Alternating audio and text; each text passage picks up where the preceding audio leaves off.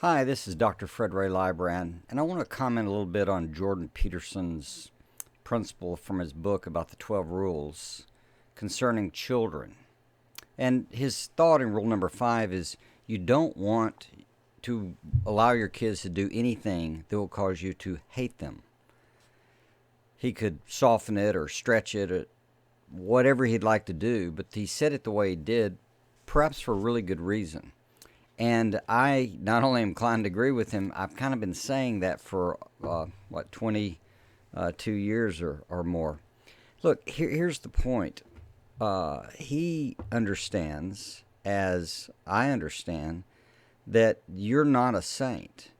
And when you allow your children to do things that you don't like, you're going to come around being frustrated with them. He would say take revenge. He also observes, and he's right, that other people are not going to like what your child does either. But we live in a world where we think we can't do anything. We're kind of into fads and trends, and we think these little crazy creatures that have been given to us are just how they are, and there's nothing you can do. Well, back 22 years ago, I wrote this little book called The Absolute Quickest Way to Help Your Child Change.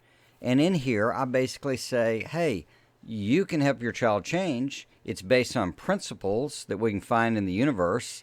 And amazingly and wonderfully, you actually have a creature that is desiring this guidance. And what we tend to do is not understand it.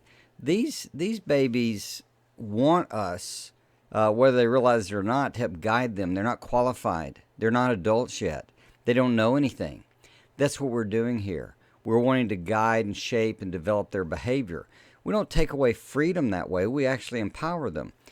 In this book, I'd put 4 questions together that let you look at it. You know, what do I see and what do I want to see? How am I encouraging what I see and how I encourage what I want to see and discourage everything else? And I walk through that, and Peterson does the same thing because it's profoundly commonsensical based on one fundamental thing he and I share in common.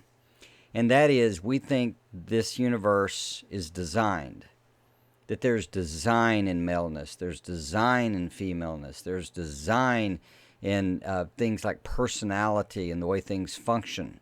And because of those designs, we can actually anticipate and work with these principles.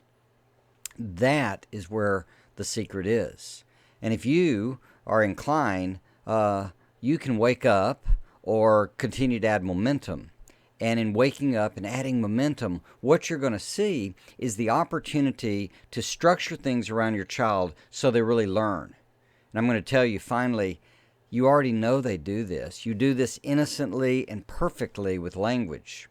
If you're from, like Alabama like I am, I live in Texas, I don't think it sounds much different.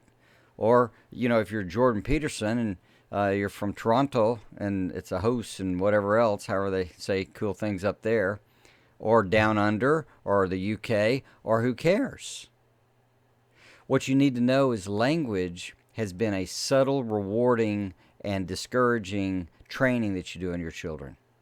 So when they say something in a proper way, you go good, you give it to them. When they say it in a proper way, you correct them or you don't know what they're talking about.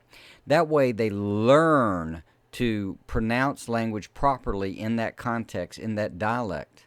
And because of that, they can master language in the region they're in so that they actually can circumnavigate life. That's what training is. That's just language. Why not do it with behavior?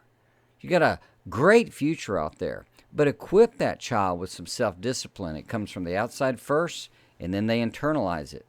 Look at Peterson's book. Look at my book. Think for yourself. Raise a kid who can do the same. Bless you.